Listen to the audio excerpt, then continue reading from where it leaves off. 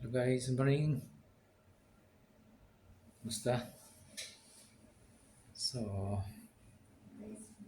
taron sa hospital guys, no? Ayan. Lima ka adlaw na karon diri sa Chongwa tungod sa complications sa diabetes. So, sulod ni lima ka adlaw guys. Daghan tag na learn. Number one is good day ang ay kumpiyansahan ato ang mga balatian. So, mayon tag lawas, lagsik, tutang di na ta maigo. Makalit lang di ay, ano? May gani kay nadali guys, no? Kung dili, ay siguro grabe-grabe gyud ang ato ang masinati, no? Ang tawag di ato is mild stroke. Happy to ko madihado guys, no? Kay pumpas doktor, close na sa kuan yun. Kaning atake gyud siya, no? So, may ganit na dali. So, manay unang learning na to, nga di gyud na ngayong kumpiyansahan na atong mga balatian. Kung sa atong mga pamati, at least tan-awon na yun.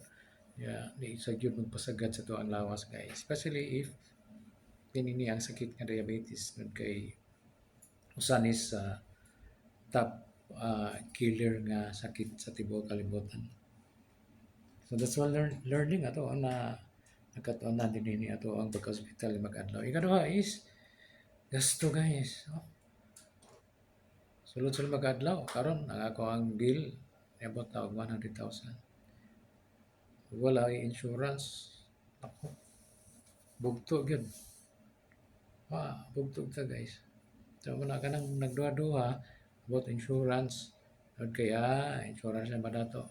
No. Kaya lang uh, maniguro kita sa tuang future guys. Tun kay dili ta nahigayon ta lagsig. No? So wala laing learning. So kana lang usa guys.